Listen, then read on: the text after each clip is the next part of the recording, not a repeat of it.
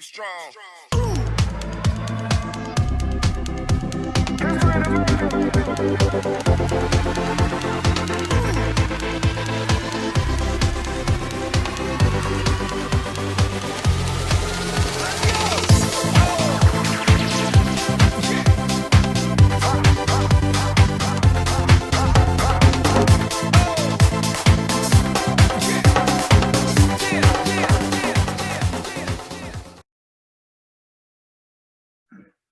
Bom, então, esse paciente que teve Covid-19 grave, precisou da intubação, precisou da ventilação mecânica invasiva,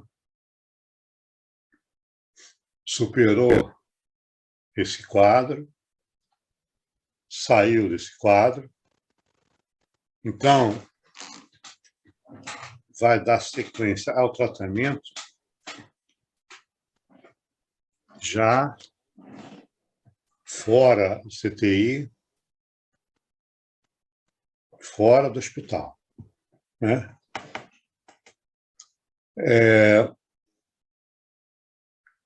Teve essa primeira etapa muito difícil, muito delicada, que gera na pessoa uma sensação muito ruim de mal-estar, esse cansaço, né? Essa queixa de cansaço. Impossível não mexer com o emocional, né? Aquela coisa assim, eu podia ter morrido, né? Podia ter ficado no ventilador, como infelizmente, né? Mais de 600 mil pessoas não conseguiram, né? Que é muita gente. Alguns milhões tidos como recuperados, mas que, na realidade, muitas coisas ainda têm por corrigir. Então, o nosso foco é exatamente quando você recebe esse paciente que teve alta, que você não acompanhou o CTI, não acompanhou toda essa evolução, né, todas essas intercorrências, alteração da hemodinâmica, a sepse, a insuficiência renal, o edema, né, essa anasarca, toda essa alteração que ficou por conta das áreas maiores ou menores de fibrose, né? Você não acompanhou nada disso, você não tem essa vivência, não estou falando especificamente de vocês duas, mas assim, você não teve essa vivência e vai tratar agora o paciente que você recebe, porque a incidência é muito alta, né? Nós temos muitos pacientes em tratamento, nós temos muitas instituições que organizaram ambulatórios de fisioterapia pós-Covid, mas fisioterapia respiratória, né? Há lugares que fazem trabalhos de condicionamento ou recondicionamento, recuperação física no sentido de condicionamento mesmo, e que eu particularmente acho bastante delicado esse tipo de abordagem, porque eu acho que cada caso é especificamente um caso, né? Cada caso é um caso, nós temos que olhar cada um de forma muito individual. Porque você encontra o paciente A, que teve uma série de sintomas, enquanto o paciente B, que teve uma série de sintomas diferentes do A, encontra o C, que tem todo o conjugado do A e do B, né? Então, você não pode instituir um tratamento igual para todo mundo. Você tem princípios de tratamento, né? Mas nós temos que nos adequar em relação à parte fisioterápica ao que o paciente pode oferecer. Nós temos que levar em conta a faixa etária, nós temos que levar em conta as comorbidades, né? Então, pode ser um paciente que teve Covid e ser um DPOC, ser um asmático, ter diabetes, ter hipertensão, né? É, ser um paciente neurológico, já tinha a sequela do AVC antes, pode ter tido depois, né? É, a situação do trombo, de que forma isso evoluiu, qual é o risco que tem ainda em relação ao trombo, enfim. Nós temos muitas coisas para avaliar, né? Eu não consigo entender, sim, a gente vê na prática acontecer isso, eu não consigo entender um paciente que teve Covid-19 grave, né? Não é nem o assintomático, foi o caso da Karina, mas o caso da Renata, que teve com sintomas, né? Mas aquele que teve uma situação de intubação, com uma série de intercorrências, né? Ser tratado como uma pessoa que operou o joelho, por exemplo, né? Toda aquela terapia ali de esticar a perna, dobrar a perna, levantar a perna, abaixar a perna, eu não consigo entender muito bem dessa forma isso. E o que a gente percebe é que a maioria dos fisioterapeutas também não tem essa visão, tanto que eles acham que o tratamento pós-Covid é só recuperar o que está instável e pronto, né? Eu não consigo ver dessa maneira. Eu acho que existem muitas coisas que ainda não estão explicadas, né? Existem muitas situações sequelares que requerem atendimento de médio e longo prazo, né? Nós temos a maioria dos pacientes que depende da fisioterapia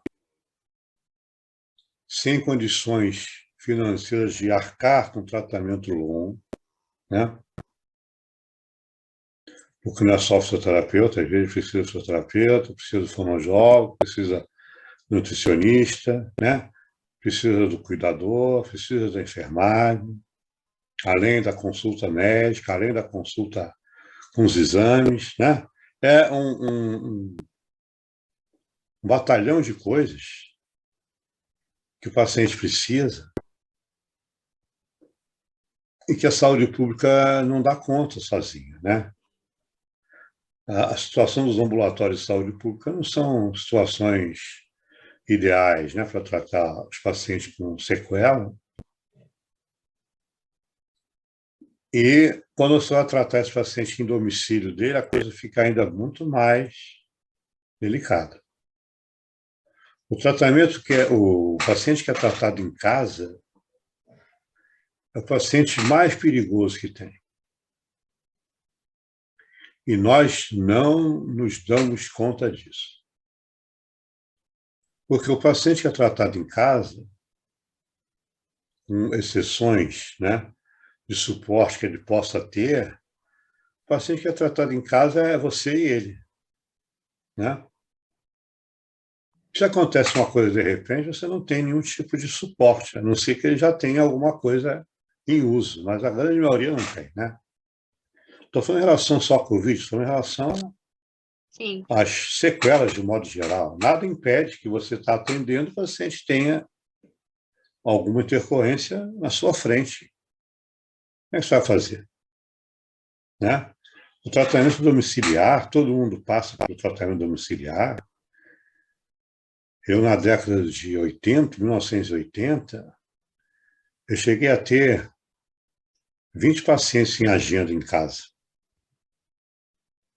Alguns todos os dias, alguns 3 vezes na semana, alguns 2 vezes na semana. Eu tive um paciente que eu atendia 6 vezes por dia, 6 vezes, para evitar que ele tinha tirado uma parte do fígado por causa de um câncer, e cirurgião de tórax. Você, Renato, estagiou no Pedro Ernesto, deve ter ouvido falar do Dr. Rodolfo. Vou falar do Rodolfo?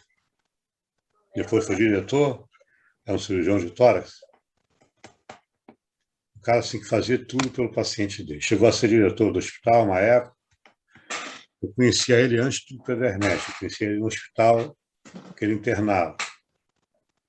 E para tentar evitar que esse paciente fizesse derrame pleural, eu tinha tirado 2/3 do fígado, ele pediu que eu atendesse 6 vezes por dia. 6 vezes por dia é muitas vezes, né? Da manhã até 10 horas da noite, e nós conseguimos manter esse paciente sem derrame pleural, conseguimos segurar a onda, mas 6 atendimentos por dia é um bocado de coisa, né? Tinha outra 3 vezes por dia. Mas, assim, é um paciente que você não sabe o que ele pode encontrar, né? Quando a minha mãe voltou Porque... para casa, ela voltou com eu aluguei oxigênio, né? Ela com oxigênio em casa e eu fazia 3 vezes por dia de fisioterapia nela. Foi a minha grande, né? A grande prova aí, né? Que eu fazer, né? Porque dizem por aí que funciona, né? Dizem por aí que funciona, você não sabia ainda. Não, mas eu escuto falar que o santo de casa faz milagre, né? Tá?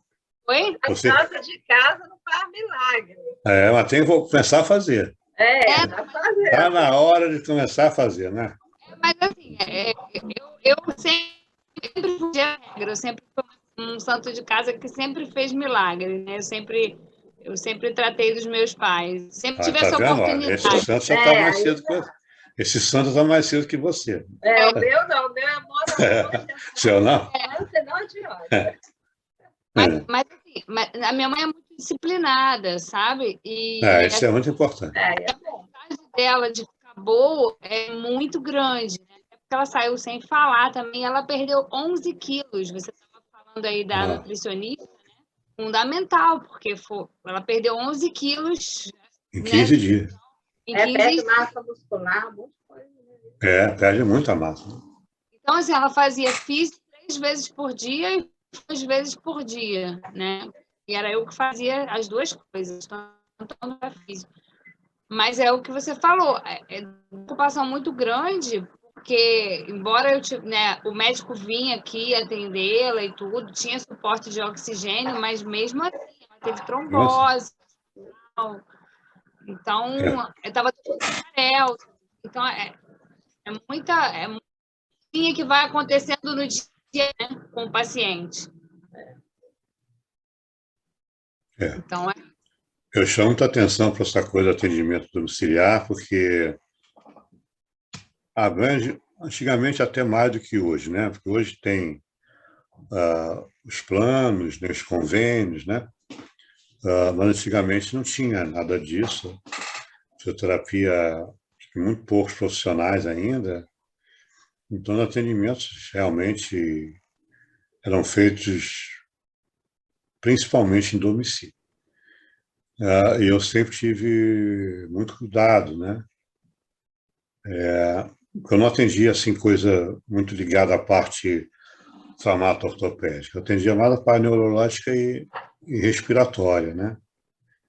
E são pacientes que você tem que ter total cuidado, muito cuidado, porque quase sempre, se acontece alguma coisa, a culpa é sua, né? O fisioterapeuta sempre é o culpado de tudo. Quando não tem mordomo, o fisioterapeuta é o mais próximo de mordomo, então você é sempre o principal suspeito, né? Em filme policial, quando tem fisioterapeuta, lógico, é a fisioterapia, né? Confortável dizer, né? Eu tive uma paciente muito grave, uma senhora obesa, ela tinha uma hipertensão grave e essa obesidade dificultava muito a ventilação dela. E qualquer coisinha que ela fazia, mesmo que deitada, a pressão alterava. E eu atendi essa senhora com o manguito do aparelho de pressão preso no braço, porque a cada coisa que eu fazia, eu media a pressão dela toda hora. Então, logicamente, ela não podia suportar muito tempo de atendimento, nem muitas coisas no atendimento, né? E, naquela época, não existia ainda cuidador, né? Então ela tinha a pessoa que cozinhava, a pessoa que tomava conta da casa, e elas comentavam com o esposo, era já uma senhora de idade, comentava com o esposo que eu não fazia nada. Que eu ia lá, ficava me enrolando, media a pressão toda hora. Logicamente, ele foi lá bater no ouvido da médica que me encaminhou. E foi falar com o neurocirurgião, que não chegou a operar por causa das condições dela. E o neurocirurgião buzinou no ouvido dela. Essa médica amiga minha que me encaminhou. E ela veio buzinar no meu ouvido. Eu falei, olha, você viu a paciente como está, as condições dela são exatamente assim, eu não posso fazer mais do que eu faço em função de exigência, porque ela não resiste, ela não tolera.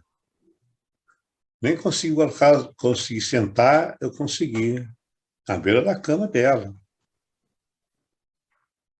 Aí eu falei, olha, com essa situação de incredulidade, né, porque as pessoas acham que eu estou ali passando o tempo, né, eu prefiro sair do caso, porque eu não vou aceitar ficar enchendo a senhora de terapias só porque a empregada achou que eu não fazia nada, o marido achou, e não, foi não. Eu saio do caso porque eu não vou ficar à mercê desse tipo de colocação. Não aceito isso. Uma semana depois ela morreu. Com certeza ela morreria na minha mão. Então eu falei para ela, tá vendo o que aconteceu com ela? Olha a instabilidade que ela tinha. Então, se eu fizesse alguma coisa um pouco mais acentuada, logicamente foi o fisioterapeuta que forçou, que cansou demais, aquelas coisas que a gente ainda ouve, apesar de tanto tempo. Né? Um outro paciente que eu tinha, que era enfisematoso, eu estava atendendo ele, e estava eu, ele e a filha em casa, porque a filha chegava, a esposa saía para trabalhar. Então tinha que ficar sempre alguém com ele, né? E se eu tinha sido internado, eu continuei acompanhando depois que ele teve internado. E ele estava sentado, eu estava na frente dele, em pé, tentando mobilizar, era secretivo, tentando mobilizar a secreção dele. E eu senti que ele tombou na minha direção. Né? Estava em pé, estava sentado. Ele tombou, bateu com a cabeça na minha cintura. Eu até brinquei com ele, você está com sono? Era depois do almoço. Né? Está com sono? Ele não respondeu nada. Aí que eu gelei. Né? Tombou em cima de mim, não respondeu quando eu falei. Quando eu desencostei ele de mim, ele estava cor de chumbo. Uma cianose, eu só tinha visto em livro. Eu tinha visto aquela cena, o rosto. Eu deitei ele, chamei a filha para me ajudar. A filha viu o pai naquele estado, foi desmaiar lá longe e eu fiquei sozinho. Aí não tinha nem a filha e nem ninguém para me ajudar. E ele começou a bradicardizar, começou a frequência cair, aquela respiração de peixe fora d'água, né? Usando só aqui os lábios. Então, já que ela não pode me ajudar, eu tenho que fazer alguma coisa, não vou poder ficar olhando para ele, vou fazer alguma coisa. Então, eu comecei a fazer a compressão de tórax, né? De tórax. Naquela época, não era como é hoje, são 30 compressões para 2 incursões. Naquela época era 3 para 2, né? E tá compressão, respiração boca a boca, compressão, respiração boca a boca. Eles usavam uma balinha de oxigênio para nebulizar. Peguei o tubinho que ligava no nebulizador, não tinha sonda nenhuma, coloquei direto no nariz dele, abri o gás e continuei fazendo. A cor foi voltando, começou a respirar novamente, de uma forma mais tranquila. Aí que eu vi que ele estava com uma assimetria grande de tórax, né? Então ele fez um pneumotórax, né? O enfisema todos tem bolhas, né, de enfisema perto da pleura, né? Deve ter rompido uma bolha dessa, que pode romper a qualquer momento, em qualquer lugar, até por uma tosse. E aí que eu fui chamar a ambulância, aí que ele foi levado, mas já foi levado com a situação revertida. Se eu não fizesse nada, esse paciente ia bradicardizar e ia parar, né? Não tinha nenhum recurso. Não tinha um desfibrilador. Quem que anda com desfibrilador? Naquela época, então, que não era automático, era tudo trabalhado antes, né? Então, acho que você tem que estar preparado para essas intercorrências, né? Em domicílio, isso é muito sério. Então, eu não consigo atinar um paciente pós-Covid e ter um atendimento de 15 minutos, meia hora, pela cooperativa, pelo convênio, lá o que for, né? Na casa dele, não consigo. Na minha cabeça, isso é muito complicado. No ano passado, ainda no meio do ano, uma ex-aluna me ligou, porque ela estava tratando de uma senhora. Ela não teve Covid, mas ela teve uma outra complicação, não lembro o que foi, e ela estava com muita dificuldade respiratória, e ela me pediu ajuda e eu fui trocando com ela as coisas que ela podia fazer em relação ao que essa senhora tinha em domicílio, e ela conseguiu mantê-la bem razoável por mais alguns meses, né? Depois ela faleceu por conta da piora do quadro clínico, não por conta da qualquer intercorrência da fisioterapia. Então, acho que tem que ser assim, né? Se a pessoa tem dificuldade, acho que tem que ter a humildade de pedir ajuda, de reconhecer que todos nós temos limitações, né? Ninguém domina tudo.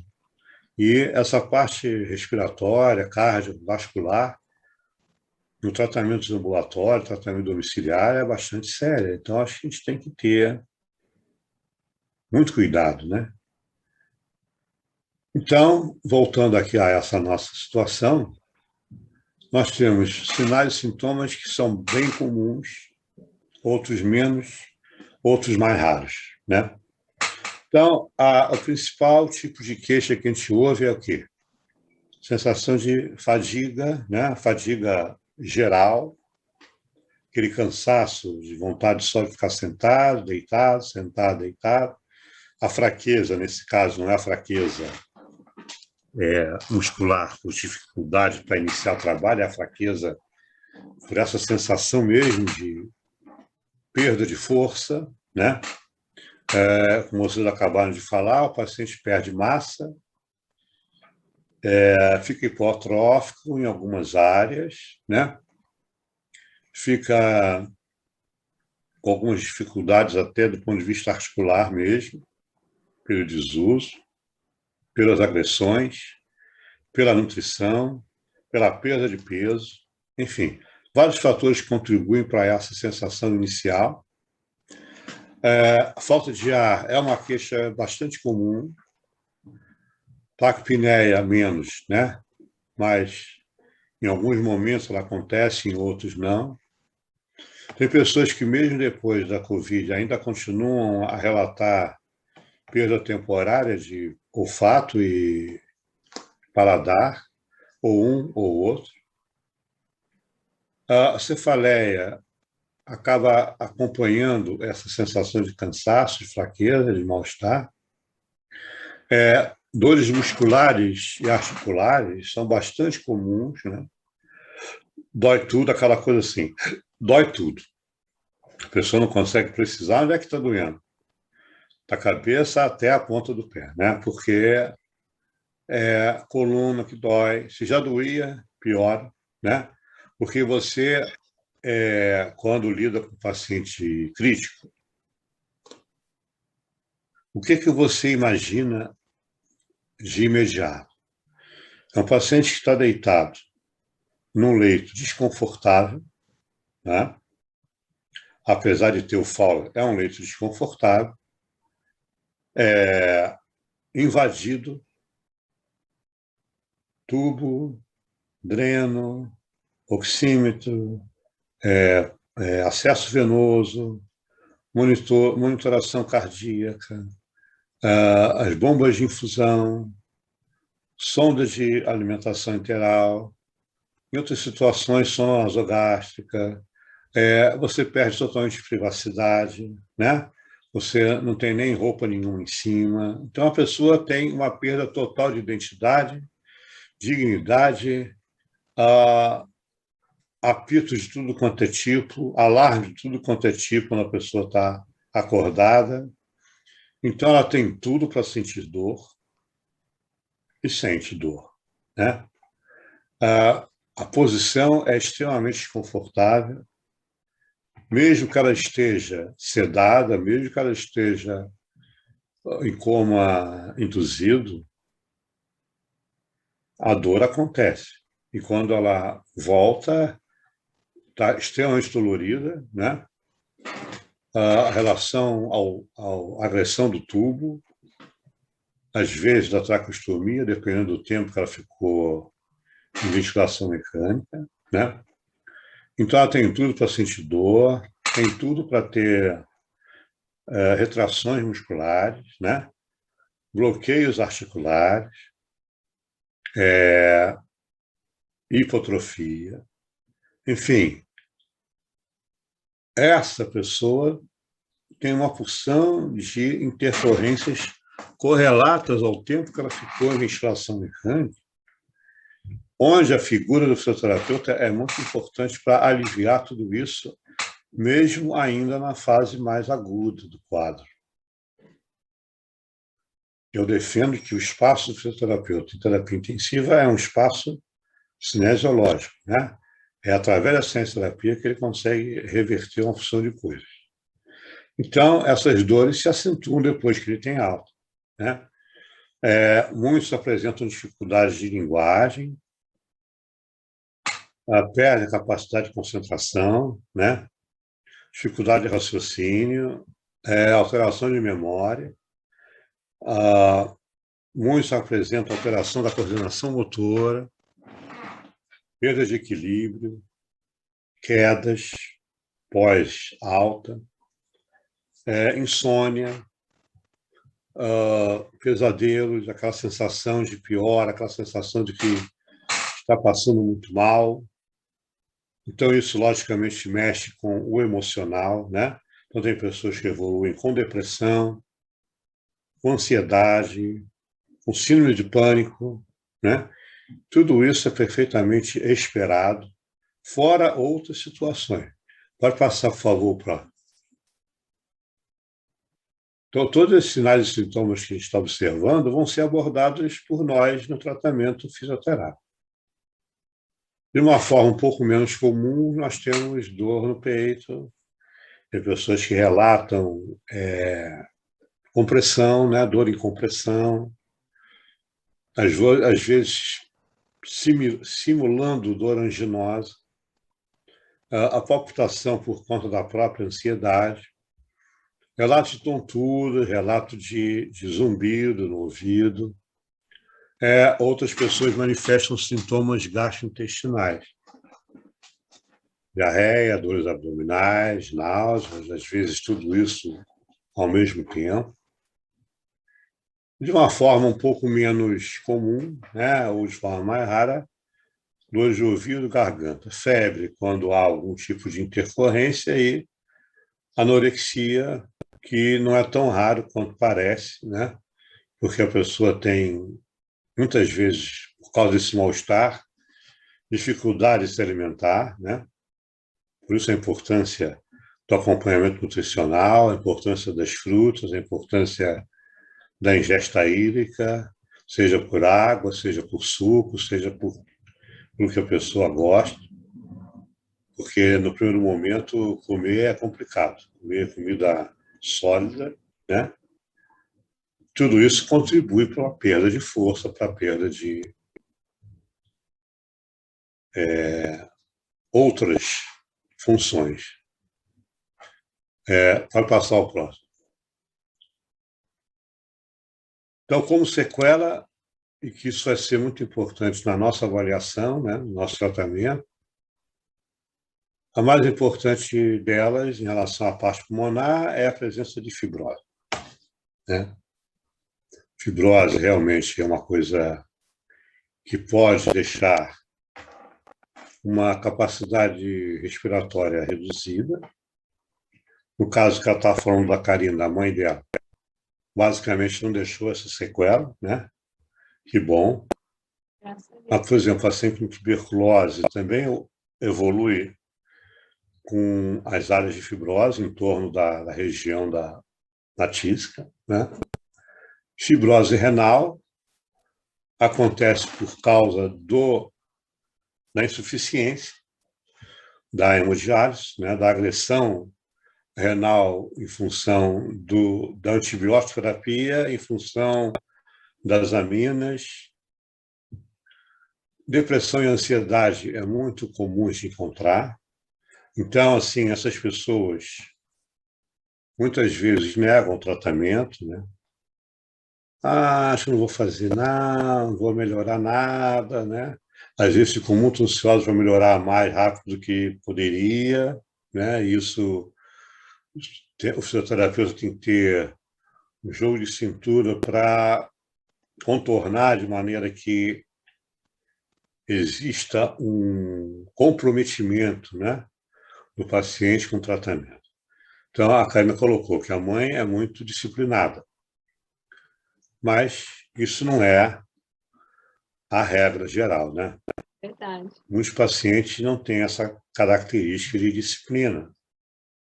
Começa, depois para, depois acha que estão muito bem, não precisa mais continuar, e nessa agora eu faço sozinho, aquelas coisas que a gente encontra na prática, por isso você tem que ter uma capacidade muito grande de diplomacia, né, para poder mostrar o quanto é importante o tratamento, o comprometimento e a participação do paciente no tratamento, né? Trombose, nós vimos aí no ano passado, principalmente, né, muitas pesquisas sobre uma das manifestações virais, era a formação de trombos, né, em membros, principalmente em membros inferiores. É um cuidado que nós temos que ter sempre, né? Vamos falar isso depois na avaliação. Muito cuidado em relação à trombose. Há pessoas que desenvolvem a trombose como reação à vacina, principalmente no caso da AstraZeneca, né? Apresentam trombose depois. Pode ser uma trombose pequena, mas ela pode ser também uma trombose importante, esse trombo ser deslocado, e nada impede que você provoque o deslocamento desse trombo com o movimento que você está realizando com o seu paciente, né? Então, a trombose é uma sequela que também exige bastante cuidado, bastante atenção. A bexiga neurogênica não é comum acontecer, mas em pessoas com distúrbios neurológicos prévios podem ter essa dificuldade de comando urinário, né? Podem ter incontinência, a falta de controle do jato, mas isso o fisioterapeuta também tem condição de trabalhar com fisioterapia urogenital, né? Com sequelas mais raras, mas que não são zero, nós temos queixas de impotência sexual, perda de libido, né? Perda de interesse, e acidentes vasculares também podem acontecer, e nós já vimos aí na prática muitos relatos, né, de acidente vascular pós-Covid e ocorrência também de neurites, né? Aí na imagem está do lado do acidente vascular cerebral, mas no caso são coisas separadas, tá? Então, essas neurites, com certeza, podem trazer repercussões motoras importantes, né? De extremidades, marcha, coordenação em membros superiores, coordenação e equilíbrio em membros inferiores, Então, nós temos assim um arsenal muito grande de cuidados para poder realizar um tratamento adequado com o paciente pós-Covid. Ou seja, a nossa proposta não se restringe somente à parte respiratória, né? Nós temos, talvez, a parte respiratória com prioridade zero, mas não adianta eu trabalhar a parte respiratória se o paciente não tem força para levantar a perna, não tem força para levantar o braço, não tem força para fazer o movimento de mudança de decúbito ativamente, né? Não tem condição de deambular até o banheiro sozinho, enfim. Cada caso, como eu falei agora há pouco, é realmente um caso e eu acho que isso devia ser visto com mais cuidado, com mais delicadeza, porque a nossa atuação nessa recuperação do paciente pós-Covid é uma atuação muito importante, né? Muito importante, não desmerecendo qualquer outra atuação, mas nós vamos lidar de uma forma direta com a reabilitação funcional, né? Então, não é só o fato da dieta, não é só o fato do medicamento, não é só o fato curativo, né? Não é uma coisa feita de forma passiva. A nossa atuação é muito ativa junto ao paciente, então nós temos que levantar esses cuidados todos sempre, né? É muito importante que o fisioterapeuta trabalhe com uma visão de que cada atendimento é uma avaliação, né? Ele não pode fazer uma coisa assim, bom, vamos fazer um programinha aqui, tratamento, vamos seguir esse tratamento 1 mês, 2 meses, 3 meses, e não reavaliar nunca. O tratamento fisioterápico é dinâmico, né? Tem dias que a dor é maior, tem dias que a falta de ar é maior, tem dias que a dificuldade de movimento é maior, então nós temos que trabalhar pesando essas coisas todas, avaliando o que vai ser mais importante no global e o que vai ser mais importante naquele dia, naquele momento que você vai atender. Se você passar 1 hora e pouco com o seu paciente, a família fica as outras 23 horas, o cuidador ou a enfermagem, né? Então, essa nossa ida e essa nossa avaliação, essa nossa orientação a quem está cuidando dele nos horários em que nós não estamos, é muito importante, né? Porque nós não vamos prescrever um medicamento para ele. Nós somos o medicamento, né? Que ele vai usar naquela hora, né?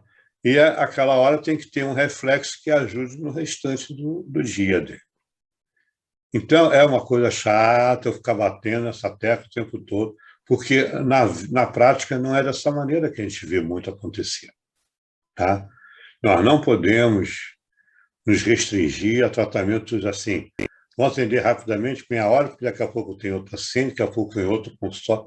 Se nós tivermos essa visão, fica muito limitado, fica muito robotizado e a gente perde qualidade, a gente deixa de ver uma porção de coisas que o paciente tem. Porque a melhor pessoa para informar você é ele, né? Ele vai dizer para você. Você não vai se basear em exames, não vai se basear em medicamento, não vai se basear nas coisas que ele tem ligadas a ele, vai se basear no que ele traz para você, tá? Então, eu falo isso porque eu já tenho uma certa estrada, né? E aí, muitas coisas que aconteceram, eu gostaria que não continuasse acontecendo, né? Que a fisioterapia pudesse realmente ser colocada no patamar que ela merece estar, né? Então, a gente tem que lutar para essa visão qualitativa da fisioterapia e invadir literalmente os hospitais públicos, né? Para que a gente possa ter um atendimento não seja importante o consultório, mas o hospital público você não está preocupado com a questão financeira, você pode atender todo mundo que não pode pagar de uma forma digna como todo mundo merece, né? Só que os governos não conseguem ver isso. Nem todo fisioterapeuta também consegue ver isso, e aí as coisas estão assim por conta de toda essa evolução que, graças a Deus, está começando a modificar, né? Você sabe que eu falei, eu até estava conversando isso com a minha mãe, né? Que se eu não fosse fisioterapeuta, infelizmente a gente não teria condições de pagar tudo que a minha mãe precisou, entendeu? Tudo, é Assim, verdade. porque foi muita coisa, foi Muita muita coisa. coisa. Remédios muito caros, eu já tinha que pagar nutricionista, o médico vinha aqui. Então, o atendimento, né, particular, enfim, oxigênio. Então, É. assim, realmente é o que você falou. A gente não teria condições de ela ter uma fisioterapia vezes ao dia para poder voltar a andar, pelo menos, mais rápido, né? Porque eu sabia que com oxigênio ela ia ficar durante um tempo. É. Mas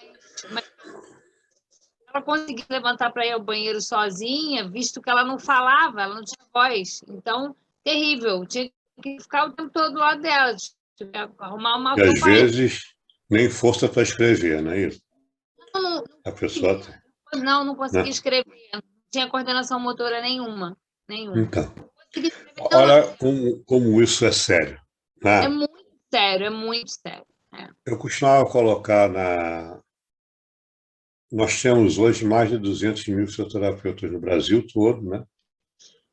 O estado do Rio tem mais de 20 mil, né? Mas nos hospitais públicos, vocês atendem consultório, né? Vocês atendem hospital público?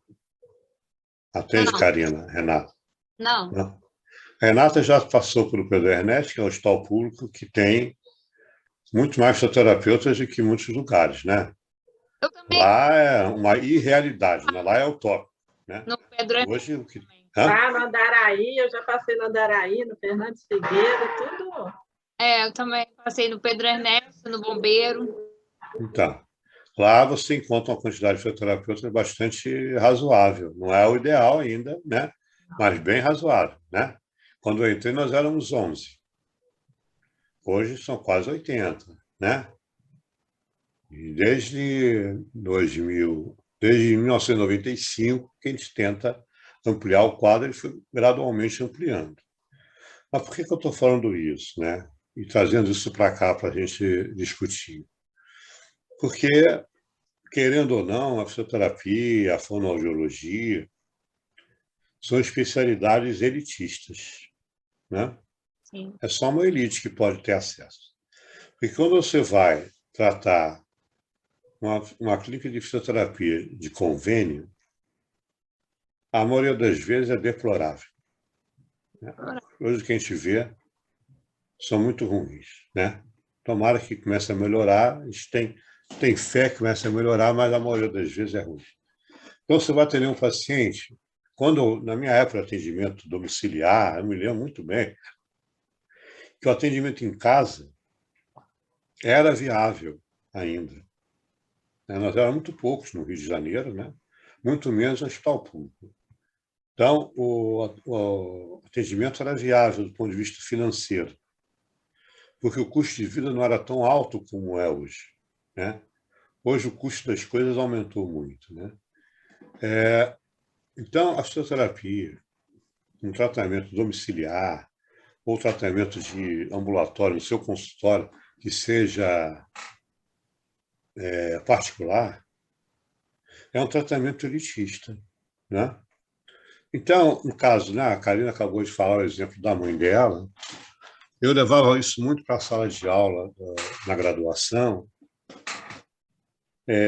na época que a gente fala que eu era professor de estágio 1, estágio 2, né?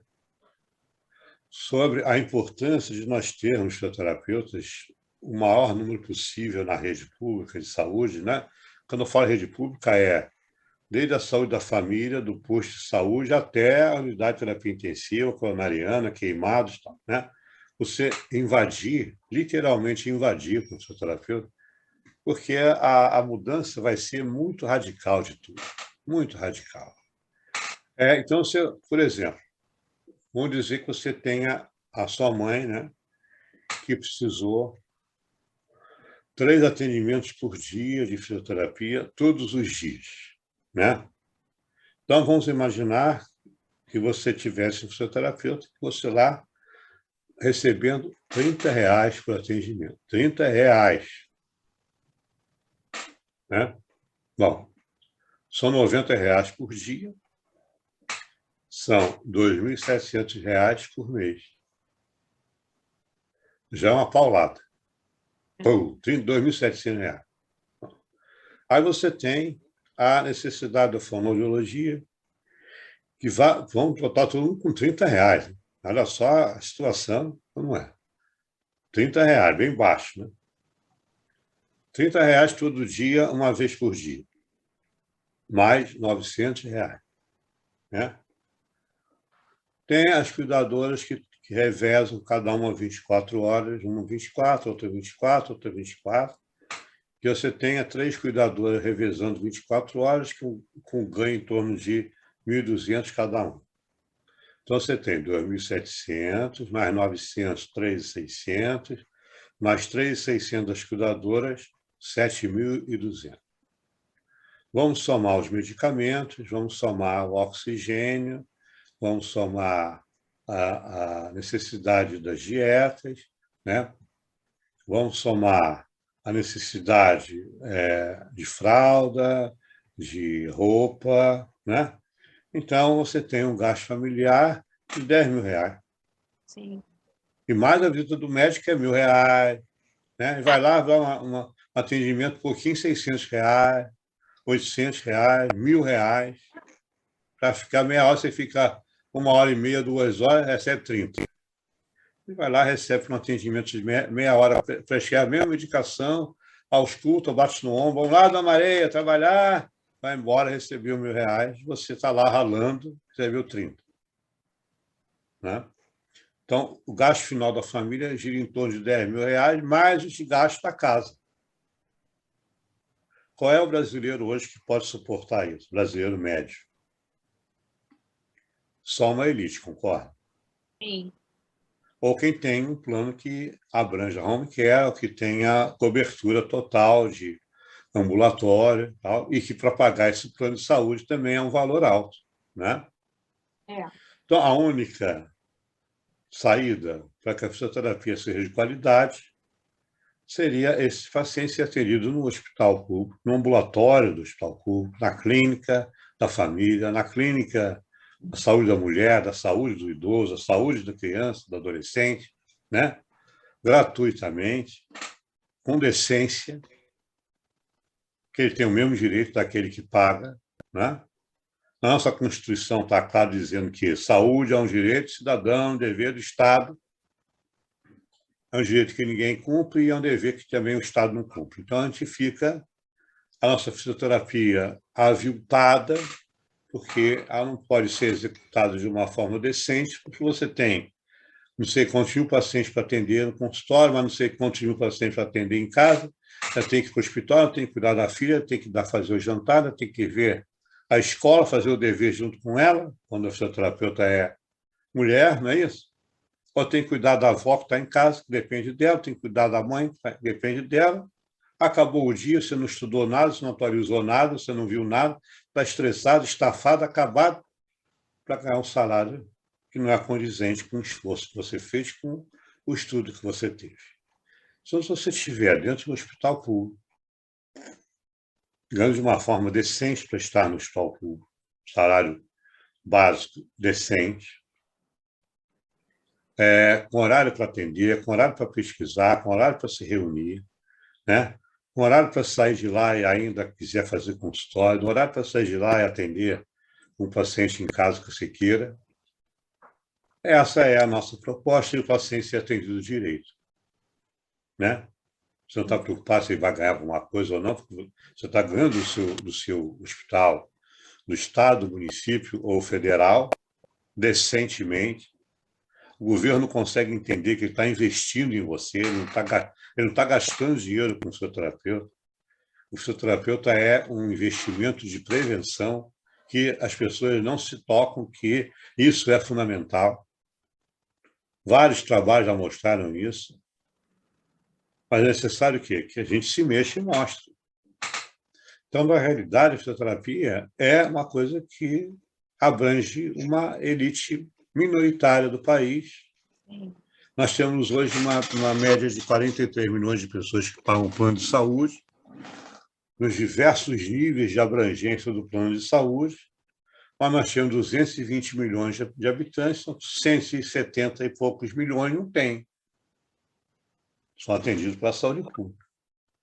Mal atendidos, né, por conta de todas as dificuldades que a gente está presenciando. Então, é necessário, sim, que o fisioterapeuta ocupe esses espaços, como a gente está vendo aqui, o CREFIL está fazendo um belo trabalho nesse sentido, está conseguindo colocar o fisioterapeuta em lugares onde não tinha, né? Está obrigando as prefeituras a respeitarem um piso salarial, está obrigando a ter fisioterapeuta onde eles estavam enrolando para não ter. Então, é um belo trabalho que está levando, né, a categoria a um patamar mais elevado. Então, precisa mais coisa. E quanto mais você tem qualidade no seu atendimento, mais pessoas vão procurar o hospital público, porque nos atendimentos privados que a gente vê, a coisa é bastante complicada, né? A qualidade é bastante questionável, né? Sim. Então, com isso, só vai acontecer de nós termos uma fisioterapia valorizada quando nós tivermos o hospital público totalmente ocupado. O hospital público, eu digo, hospital, ambulatório, centro de saúde, tudo ligado à saúde pública, né? E os hospitais privados também respeitando essa abrangência para que o fisioterapeuta possa realmente exercer a sua atividade de forma digna, né? De forma abrangente, de forma decente, né? Então, por isso é que nós temos que ter todo esse cuidado, porque hoje é muito difícil você manter um tratamento domiciliar. Então, as pessoas, às vezes, até gostariam de continuar, mas não podem. Ou tem que espaçar mais, né?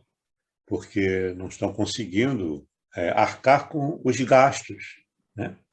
Com a pandemia, então, esse abismo social abriu mais ainda, Mas né? aí, São 14 milhões e poucos desempregados, muita gente com salário baixo, né? Então, a coisa é bastante séria que a gente está atravessando. A fisioterapia tem uma responsabilidade social muito grande também, né? esses centros que eles criaram, né, sabendo através de um amigo lá que ficou internado com Covid, né, e aí ficou muito, muito grave, enfim, e saiu do hospital assim como a minha mãe. Só que ele não tem condições para ficar na casa dele, porque não teria condições de pagar esse custo todo de cuidador, de fisioterapeuta, de fono. Saiu com mais cara, porque ele ficou 4 meses internado por conta da Covid.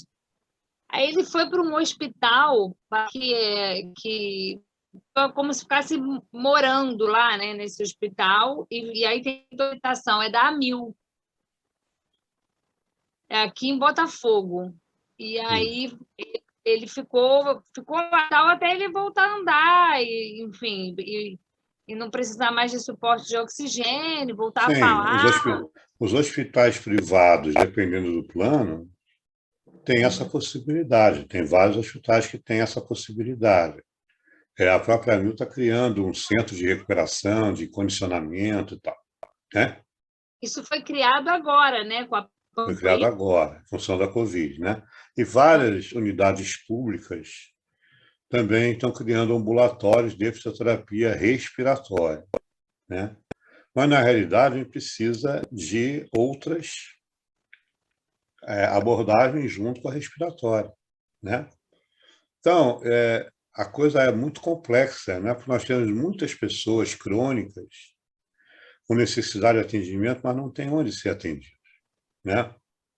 Em 2004, 2003, eu fiz um trabalho voluntário com um paciente era um grupo de pacientes artríticos do Rio de Janeiro, era uma iniciativa de uma senhora junto ao INTO, ela ocupava um espaço do INTO, então nós atendíamos pacientes com doenças reumatológicas, artrite, reumatoide, espondilite, artrose, lombalgia, dores cervicalgia, enfim, tudo ligado a essa parte reumatológica. Então, eu tinha uma senhora, mas era assim, a gente atendia, as pessoas não tinham nenhum tipo de gasto.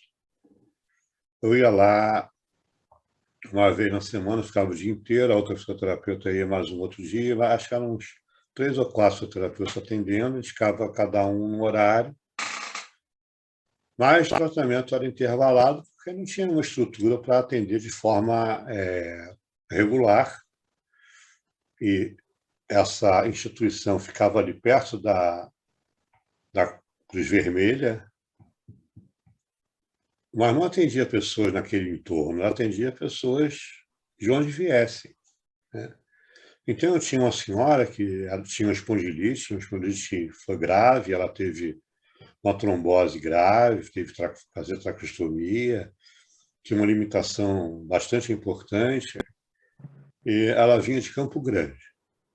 Então, de Campo Grande para a Cruz Vermelha, ela pegava um ônibus até a estação de trem, depois pegava o trem de Campo Grande até a Central, depois pegava o ônibus da Central até a Mãe de Sá, onde era a instituição.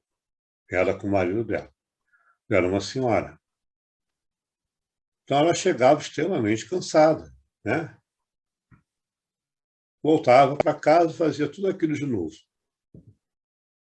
E o marido dela era muito cooperativo, sabe? Muito participante. Aí passou um mês, 2 meses, eu falei, olha, seria interessante se a senhora, se o senhor, já que acompanha o tratamento, se o senhor pudesse fazer com ela em casa o programa que a gente está propondo, porque ela passa por todo esse sacrifício para chegar aqui, faz um atendimento de 40 minutos, 1 hora, passa por todo esse sofrimento para voltar, chega em casa, qual foi o ganho que ela teve? Por que ela vinha de Campo Grande para lá? Porque não tinha nada perto onde ela morava. Tinha outra senhora que vinha de Senador Camará, que é perto de Bangu. Tinha problemas psiquiátricos, a lista de médicos psiquiátricos que ela me deu, ela devia ser uns 4 ou 5. Se a senhora surtasse lá no meio da... Nossa, se ela surtasse ali, ia ser um caos. Porque ela tinha um comportamento complicado. Era muito cooperante, era muito educada, mas a própria doença, né? Ela vinha de Senador Camará fazer tratamento. Por quê? Porque não tinha nada perto. Quando eu saí da chefia do setor lá do Pedro Ernesto e passei a ficar no ambulatório de adolescentes, é raro o hospital que tem um ambulatório para adolescentes. Então, eu atendia tudo de adolescente. Então, eu tinha paciente com fibrose cística, tinha paciente com artrite reumatoide, tinha paciente com derrame pleural, tinha paciente com quadros ortopédicos, posturais. O que caísse ali era para ser atendido, porque era um ambulatório de fisioterapia. Então o Hospital Pedro Ernesto fica em Vila Isabel, né? Então, no entorno dele é Tijuca, Grajaú, a própria Vila Isabel, Maracanã, né? Rio Comprido, tudo ali em volta. Era 1 ou 2 só que vinham daquela região. A maioria dos pacientes vinha de Campo Grande, Caxias, Itaguaí, Seropédica, Tomás Coelho, Nova Iguaçu. Por quê? Porque não tinha nada perto. Então, eles iam pingando nos hospitais, eram mal atendidos. Caíam lá, eram bem atendidos, não queriam mais sair. Então, eles iam um dia, ficavam o dia inteiro, e iam a todas as consultas que tinha no ambulatório adolescente. Então, eles marcavam tudo no mesmo dia. Então, ia ao odontólogo, ia no reumatologista, ia no psicólogo, ia no fisioterapeuta, ia no fonoaudiólogo, passava o dia inteiro lá, fazia um lanchinho e ia embora. Uma realidade cruel, né? Para essas pessoas.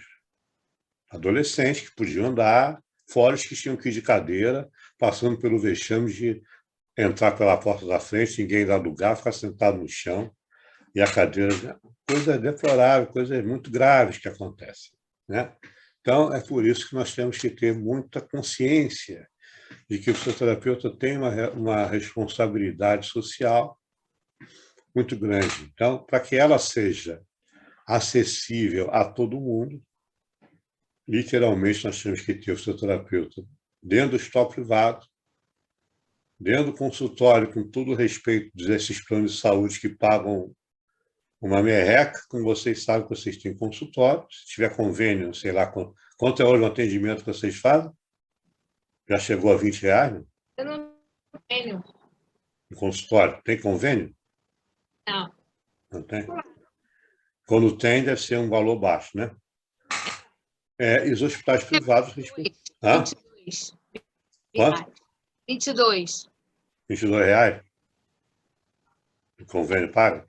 Convênio, paga R$ 22 e só pode tratar um membro, tá? Então, assim, Eu não sabia que a pessoa era só um membro. a mão e o cotovelo, não pode. É para tratar um membro, entendeu? Tem que vir prescrito separadamente. Eu não atendo convênio, mas por esse motivo. Fui olhar e não adianta. Como é que eu vou? Não é nem para manter essa sala. Isso é aceitável? Não é aceitável. Você tem um problema no joelho, esse problema no joelho vai gerar uma alteração no quadril, vai gerar uma alteração na coxa femoral, vai gerar uma alteração de equilíbrio, vai gerar dor lombar, vai refletir na cervical. Isso é só tratar o joelho? Exatamente. Né? É assim, Renato? Funciona? Aí você fica frustrado, concorda? Vou desistir, não quero mais. Por quê? Porque isso é aviltante, não é? Eu acho que é aviltante. Então, tudo isso só fala do paciente com Covid-19. Olha que polêmica isso gera, né? Que a coisa é muito séria, é realmente muito séria. Pode passar o próximo, por favor, Luciene. Bom. Atuação fisioterapêutica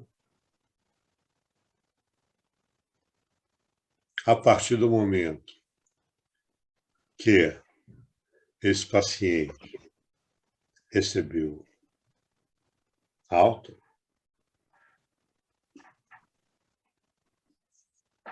nós temos as duas situações que eu falei agora há pouco, né? O atendimento domiciliar ou o atendimento no ambulatório ou no consultório. De qualquer maneira, você vai ter que ter um exame clínico rigoroso, né? Rigoroso, porque nós temos que nos proteger da maior quantidade possível de intercorrências, assim como proteger o paciente que vai ser atendido por nós, né? Vocês já repararam que é uma bula de medicamento? Tem países que não tem nem mais bula, mas as bulas de medicamento que a gente tem, agora está com uma linguagem um pouco mais acessível, né? O que eu devo fazer, quando eu esquecer o que eu faço, para que serve, tá? Vocês já observaram uma bula que ela abrange como efeitos colaterais desde caspa até óbito, né? Tem tudo ali. Quem lê bula não toma coisa nenhuma, concorda? Porque pode ser que eu tenha um negócio desse. Paciente desse. que não toma remédio se vê isso. Ele é a bula primeiro. Exatamente. Por quê? Porque qualquer bula assusta, né? Porque, na realidade, você sabe quem é que faz a bula? Não é o médico. É o gestor. Não é o farmacêutico. É o gestor. Para qualquer intercorrência. É o departamento jurídico. É lógico. Porque eles colocam tudo que é possível para dizer, eu avisei, né? Para proteger o laboratório, não é para proteger o paciente. Não. O paciente, eles querem que mantenha sempre aquele atendimentozinho ali, melhora uma coisa, piora outra, efeito colateral, né? Dá um negócio, aí contorna com outro medicamento e vai segurando, né? Aquela coisa que a gente conhece. Não, seu terapia não serve para nada, só tem que botar aqui, tomar esse anti-inflamatório, depois tem que botar esse corticoide, depois tem que tomar, fazer uma infiltração, e vamos medicando e vamos envenenando, né? Quem faz uma bula de medicamento é o departamento jurídico para proteger o laboratório de qualquer coisa. que você não pode alegar depois, porque está lá escrito claramente, a senhora que não leu. Agora estão até letras bem maiores, né? Então, nós temos que ter a nossa proteção total em relação a isso. A nossa proteção total é o quê? É o exame clínico e a evolução diária. O paciente que atende em casa, você faz evolução? Ninguém Por, faz evolução. por escrito que você está falando? É, escrito. Sim, Faz. faço. Eu tenho todas Tá? as fichas. Sim. É 1 em 1000. Renata faz? Faz, né? As duas é fácil. Muito bem. Então, está melhorando. É sinal de quê? Você tem baseado o documento que você fez. É. A maioria das pessoas não faz isso. Não evolui. Ou então evolui assim. Você pega a avaliação de julho, aí compara com a de 25 de setembro, está lá, conduta mantida, conduta mantida, conduta mantida, conduta mantida, né? Conduta mantida 2 meses seguidos. Não faz mais nada, não evolui nada. Como é que é a conduta mantida? Não é possível que está mantendo essa coisa igualzinha desde julho, nós estamos em setembro. Então, essa proteção o fisioterapeuta tem que ter, né? Fazer um exame minucioso e a evolução de cada dia deixar anotada. Não sei se é o próximo fisioterapeuta que vai intercalar com você, ele não sabe se é a, a enfermagem que está cuidando, se é o cuidador, se é a família que quer ver, se o médico vai querer ver o seu relatório, se não vai querer, se vai criticar alguma coisa, você tem embasado o que você fez, né? Essa não é uma rotina. Que bom que vocês duas fazem. Mas eu criei de fazer de escrever no WhatsApp, criar um grupo, sabe, com a cuidadora ou a técnica de enfermagem, É, filho do paciente, e é, escrever no WhatsApp, sabe? é. Não, Trocar, né? eu já cansei de deixar papel na casa do paciente e jogarem fora. É, tem muito isso. Acaba jogando. Então, Muito assim, isso. agora eu tiro foto e coloco no grupo, entendeu? E é assim que eu tenho feito, Nós porque temos que nos aí pronto, proteger, não tem né? como. Ah, Ainda mais com o paciente que é instável, né? Paciente que pode a qualquer momento apresentar alguma surpresa, nós temos que ter esse cuidado, tá? Então, vocês sabem muito bem de tudo isso que a gente vai falar, a gente vai discutir alguns pontos, né? Que o exame clínico é composto pelo exame físico, exames complementares, né? Nosso diagnóstico cinético funcional e, de igual importância, os dados iniciais que o paciente apresenta, sinais vitais, é uma coisa muito importante, não só em relação à Covid, como em relação a pacientes com alteração neurológica ou idosos, com Alzheimer ainda na fase inicial, né? Que é o nível de consciência, né? Então, dados pessoais, é fundamental que a gente tenha, porque a história dele pode nos dar algumas informações, né? Qual era a profissão, qual era a ocupação, se hoje tem alguma ocupação, o que faz como aposentado, o que não faz, né? Todos esses dados pessoais nos dão algumas dicas importantes, né? Local onde mora, enfim, que já fazia parte da anamnese, né? O nível de consciência é muito importante, né? Perceber se o paciente é depressivo, se o paciente é ansioso, se o paciente é desanimado, é derrotado, ou ele quer uma atenção totalmente fora do critério da sequela que ele tem, né? Porque isso também acontece muito, né? Porque, querendo ou não, você é o profissional que talvez mais contato vai ter com ele, né? Você vai ver todo dia, vai ver a família todo dia, então é impossível você não se envolver com com essas histórias todas, né? Então, o nível de consciência é muito importante. A medição dos sinais vitais, depois que nós fazemos essa coleta inicial, é obrigatória, não só na avaliação inicial, como em todos os atendimentos. Ah, mas eu vou tratar do joelho. Eu não sei se está com o joelho está doendo e se está hipertenso. Eu não sei. Essa hipertensão pode ser silenciosa, né? Vou tratar do joelho, mas eu não sei se ele tem, de repente, uma frequência cardíaca alta, se ele está com arritmia, né? Então, o que eu coloquei no início da apostila, eu não vou, de forma alguma, ensinar a Karina nem Renata a tratar. Nós vamos discutir coisas que podem ajudar vocês a avaliar uma linha de pensamento e discutir algumas coisas que são polêmicas dentro da fisioterapia que a gente vê acontecer, né?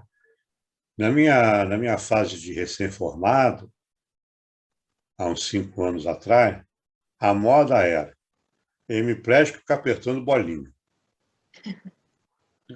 Eu não sei de onde é que arrumaram aquela bolinha para ele apertar, e não sei qual é o objetivo de apertar uma bolinha no paciente hemiplégico. Quer dizer, o que era hipertônico ficava espástico, né? Ele apertava aquela bolinha, a mão cada vez fechava mais e não usava para coisa nenhuma. Toda vez que você chegava para atender o paciente no hospital, na casa dele, aquela bolinha estava lá dentro. E agora, onde você vai, tem um maldito respirão. Não, e tem a bolinha também. Ainda tem bolinha? Tem mesmo. Ah, então estão voltando atrás muito. Mas é aquela bolinha que amassa, né? Não. Naquela época, aquela bolinha de frescobol, você não consegue amassar nunca. Aquela bolinha de frescobol, você não amassa. Horrível, é dura. Não tinha essa bolinha que você está falando que é deformada. Não, e ainda né? tem paciente que fala assim, eu posso fazer a luva? Soprar na luva? Aquilo, de novo? Então, olha, você vê as coisas de 1900 de Dom João Charuto ainda sendo usadas, né? Ou seja, onde está o erro? Fisioterapeuta ou em quem está produzindo esse tipo de coisa? Então, hoje alguém você tem falou para alguém, né? Vai um falando para o outro, aí a pessoa liga, por que você não faz a luva, soprar a luva? Aí ela vem e pergunta para mim, aí eu tenho que explicar tudo. Olha só como é que a coisa é ruim, né? A coisa que é de 1970 e tal, as pessoas usando em 2021, né? Luva, bolinha. E depois apareceu o nosso querido respirão, né? Seja com esse nome ou com outros, mas todo mundo tem um respirão, sai do hospital, recebe de presente, né? Vem com chaveiro, vem com fitinha. Aí sai do hospital com um. Recebe no hospital uma cortesia, né? Uma técnica de altíssimo rendimento, né? Caríssimo, né? Se nem chega a R$50, você recebe o respirão. Nada contra o respirão, mas nada a favor se ele não for bem indicado. E na prática, eu já vi respirão substituir o atendimento fisioterapeuta. Isso aí tá aí. Né? A Renata entra no quarto paciente, deixa o respirão com ele, vai atender outro, depois diz lá que o paciente fez o atendimento. Quando você volta, ele está com aquele olho esbugalhado, cabelo despenteado, ele lá, cansadíssimo, tentou levantar 3 esferas, só conseguiu uma, está nervosésimo, que vai piorar, que vai morrer. Você nem viu o que ele fez. Não, e o pior, não, e quando é para soprar, para puxar, ele quer soprar, e sopra. Aí quando eu chego, eu não subi essa bolinha, essa aqui, que ela já veio, né? Eu falei, não, aí tem que explicar, que é puxar. Olha, a confusão. Ainda fala ao contrário, né? Então, ele tem uma indicação muito precisa, mas não é para todo mundo. Não é toda hora, né? Eu acho que falta, na fisioterapia respiratória, uma grande dose de bom senso, porque, na realidade, a gente faz um balaio de coisas, mistura uma porção de procedimentos, mas, no final, a gente não sabe o que fez bem e o que fez mal. Né? Há condutas boas e há condutas ruins. Há condutas ruins para aquela pessoa naquela hora. Né? Há condutas indicadas e há condutas indicadas com cuidado e há condutas contraindicadas. Então, você faz tudo misturado, né? E aí depois você não sabe o que foi bom. O que pode ter piorado. O que não dá o resultado, você não tem um parâmetro de comparação. Por isso é importante nós discutirmos esses pontos específicos, né? Então, a medição dos sinais vitais é obrigatória. Tá? Então, nós vamos incluir aqui pressão arterial, vamos incluir a temperatura, né, corporal, vamos incluir a frequência respiratória, vamos incluir a frequência de pulso. Sempre lembrando, a frequência de pulso é para fazer a contagem no minuto cheio, né? Que virou também um hábito, 15 segundos multiplica por 4, pronto. E se a gente fizer um exercício? Pode ser que em 60 segundos ele não faça. Pode acontecer. Mas pode ser que em 60 segundos ele faça 3 ou 4 arritmias. Qual é a repercussão disso no seu atendimento? Né? E, além disso, também passou a ser uma conduta importante a medição da oximetria, né? A oximetria de pulso também é uma medição importante. Aí nós vamos ter que ter um cuidado. Por exemplo, você falou que tem baixa de ferritina, né? Quando nós vamos fazer a indicação do paciente, né? Nós vamos ver na anamnese, quando nós levantarmos a história patológica pregressa, você vai falar alguma coisa sobre isso, né? Então, a gente encontra muitos pacientes com anemia, muitos pacientes com essa deficiência, né, de ferritina, que não absorvem, né, o ferro de uma forma adequada. Então, apresenta uma hemoglobina baixa, às vezes. Né? A sua hemoglobina é baixa? Não, até que não. Não? É boa? Não, por exemplo, a anemia eu não tenho, a minha ferritina só fica baixa. É. E seu hematócrito é bom? É ótimo, tudo ótimo. Né? Você tem uma deficiência de ferritina, mas não está interferindo na sua condução, né? Não está interferindo na saturação da hemoglobina, né? Não, isso não. Graças então, a Deus, não. Você vai encontrar, às vezes, Mas pacientes eu tomo um remédio que ele ajuda a ficar controlando. Eu tomo ferro. Sim, mas isso não está interferindo, né, na sua oxigenação. Não. Há pacientes que também apresentam dificuldade em relação a essa parte da anemia, né? Então, quando você faz a medição da oximetria, primeiro, tem que esperar pelo menos uns 15 segundos para ele começar a medir de uma forma adequada. Depois que começar a medir de uma forma adequada, é fundamental que você analise o gráfico, né? Que vem junto com o traçado, com o valor da saturação, né? A medição da frequência de pulso é melhor você fazer manualmente. Exatamente porque ele dá a você um valor automático. Então, está lá, saturação 96%, frequência cardíaca 88%, mas eu não sei se realmente ele acabou de mensurar, já dá automaticamente 88%, você não sabe se tem alguma intercorrência de alguma arritmia, né?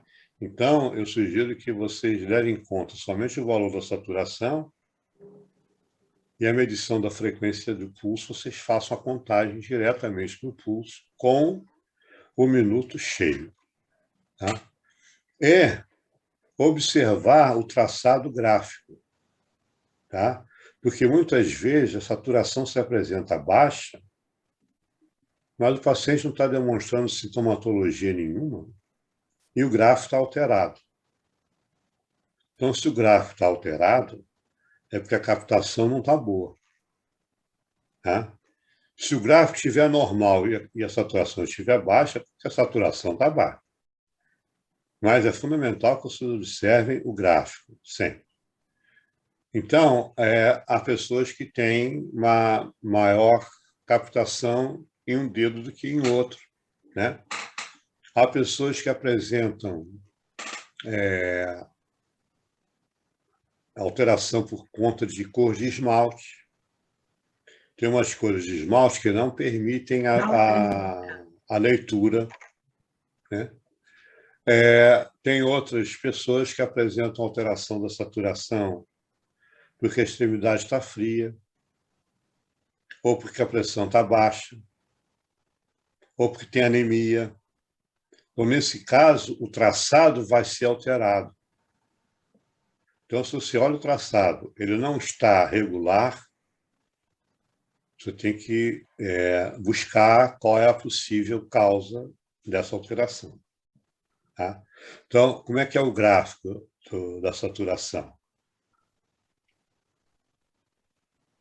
Como é que é o gráfico?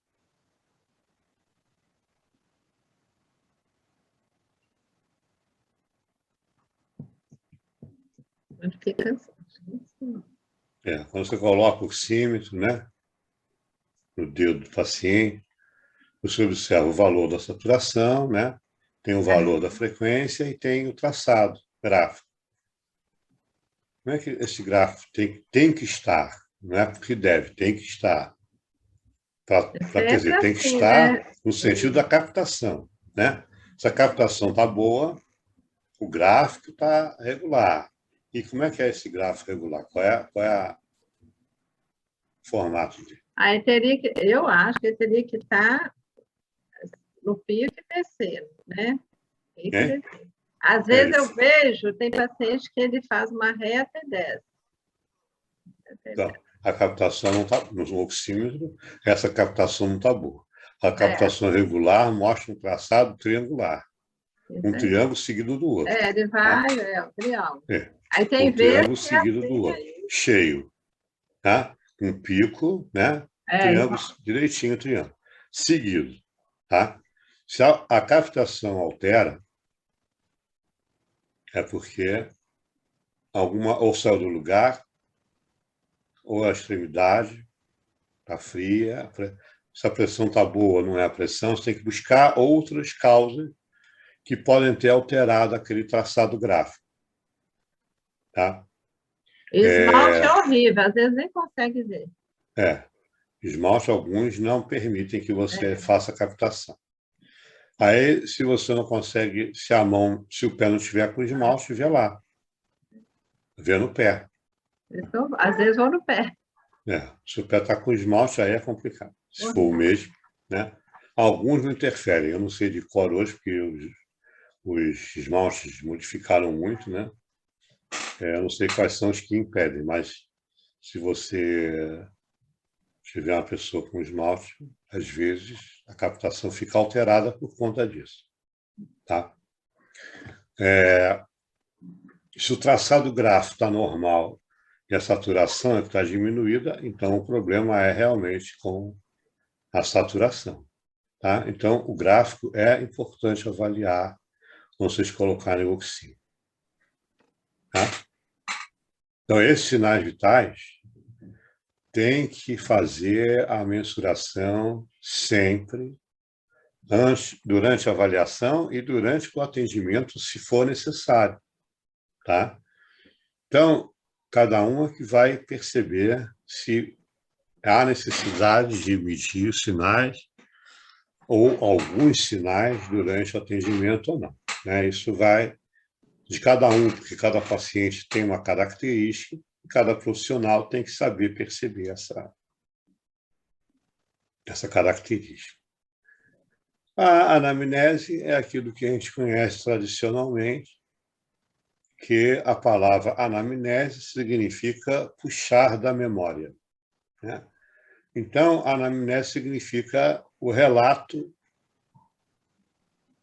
resumido ou não, de toda a trajetória, né, que o paciente apresenta, desde a queixa principal até a história social, né? Então, esse ponto do exame é muito importante, que muitas coisas lá de trás explicam situações de hoje, né? Possíveis dores, possíveis retrações, possíveis queixas que a pessoa tem em relação a disfunções, pode estar relacionado com um problema lá de trás. Então, a história da doença atual, a queixa principal pode ser mais de uma, depende do que ele considera. Uma coisa importante, você deve colocar a queixa principal da maneira que a pessoa falou. Nem sempre o que ela fala é o que você escreve. Então, a pessoa diz, o que a senhora sente como principal dificuldade? Então, qualquer tipo de pergunta nesse sentido. Eu sinto muito cansaço. Aí você coloca lá na sua avaliação. Paciente com queixa de fadiga precoce. Ela não falou que era precoce, nem que ela falou que era fadiga, ela falou que sente cansaço muito. Então, você vai colocar na sua avaliação, queixa principal, muito cansaço, tá? É nas palavras que a pessoa traz, não é na sua interpretação. Até porque essa queixa principal, você pode depois avaliar, talvez nem seja tão principal assim. Tem outras coisas mais importantes. E que ela não trouxe. Porque ela também não sabia. E isso acontece, depois eu vou contar outro caso sobre isso que ajuda a gente a ter essa percepção. História conceitual, fundamental, ela contar, né, como a coisa vem evoluindo, há quanto tempo. Logicamente, a pessoa, nesse momento, vai falar uma porção de coisa, você vai enxugando o que for realmente importante. Na história patológica pregressa, ela vai trazer todas as situações que ela já teve ou que ainda estão em andamento, né, paralelo a essa história da doença atual. Então, ela pode estar com uma alteração respiratória e, ao mesmo tempo, ser diabética, ao mesmo tempo ser hipertensa, ao mesmo tempo ser limitada fisicamente por algum motivo. Então, a queixa principal é uma coisa, a história da doença atual vem junto com possivelmente doenças que acompanham, e a história patológica pregressa são aquelas situações já curadas, mas que existiram, ou situações não curadas, mas que não se manifestam de uma forma tão importante agora. Então, tudo que for informação, para nós é importante. Na história patológica familiar, é importante nós termos a noção, basicamente, das pessoas ligadas diretamente a ela, né? Então, qual é a família que nos interessa? Pais, avós paternos, avós maternos, tios, irmãos do pai, tios e tias, irmãos da mãe, primos, diretos e irmãos. Só. Que eu tive um padrinho, né, que tal, minha mãe tinha um empregado de 50 anos, que era da família, essa história não conta. Tem uma vizinha que é muito amiga, também não conta. Porque as pessoas colocam opção de coisas, né? Inclusive perguntar se vai soprar a luva, como perguntou para você, né? Então, a história familiar vai englobar essas pessoas só, tá? Mas eu não fui filho biológico, eu sou filho adotado. Muitas coisas acabam se agregando, outras coisas não. Então, a gente vai ver isso com mais cuidado. Depois, também é importante nós sabermos que medicamento está usando. Medicamentos são regulares, que medicamentos são SOS, né? De que forma isso está interferindo no dia a dia dessa pessoa. Eu tomo ansiolítico, fico com sono o dia inteiro, porque tomo a dosagem inadequada, faz uso da bombinha de forma incorreta. O médico prescreveu o uso do aerosol 2 vezes por dia, a pessoa faz 4, 5, 6 vezes, não usa corretamente a bombinha. Então, os medicamentos em uso regular são importantes para nós termos uma correlação com a própria fisioterapia. Alguns medicamentos interferem na resposta diária dessa pessoa. Tá? E a história social, que é muito importante, porque ela coloca para nós quem é esse paciente, né? Quais são os hábitos que ele tem atividade física, não tem, uso de álcool, uso de fumo, uso de drogas lícitas, se usa maconha, se usa morfina, se usa heroína. Hoje é obrigatório que a gente pergunte, porque está difundido de tal maneira, enquanto muita gente de 80 anos puxando um baseado. E está muito bem, obrigado. Está lá puxando seu fuminho com 80 anos. Que encontra, né, pessoas nessa situação. Então, temos que perguntar sobre as drogas lícitas e ilícitas também. Tá?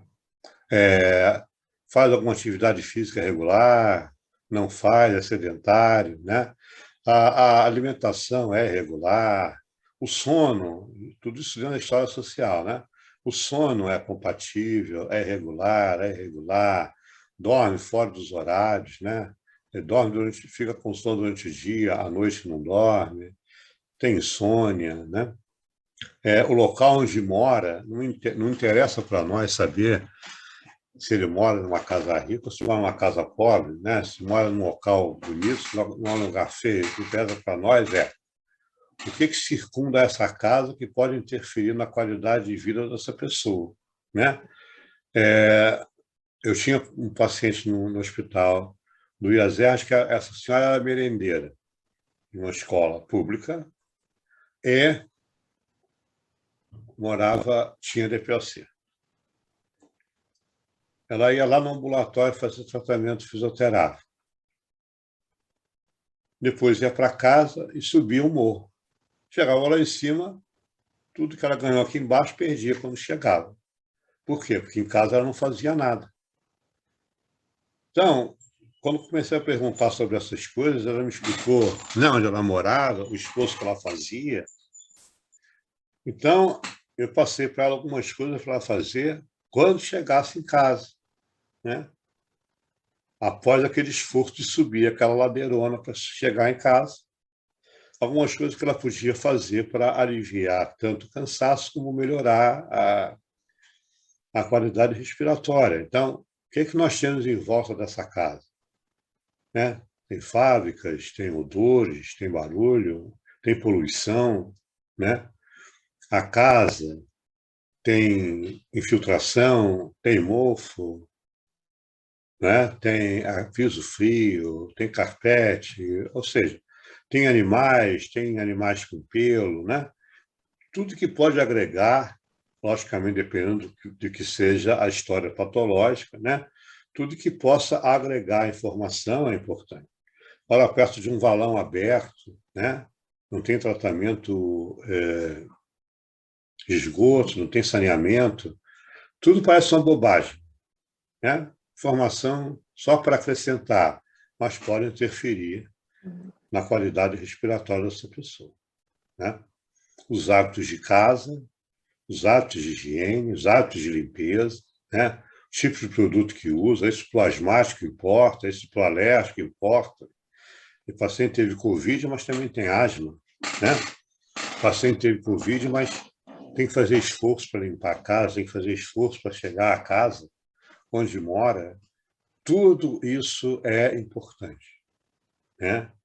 Porque a história social nos diz quem é essa pessoa. Só o fato de contar a história da doença, contar a história do que a família teve, contar a queixa principal, sem colocar esse aspecto, né? Como eu falei para vocês, a senhora vinha lá de Campo Grande, num ônibus, depois no trem, depois outro ônibus. Isso faz parte do quê? Da história social dela, porque está incompatível com o tratamento que ela está fazendo, né?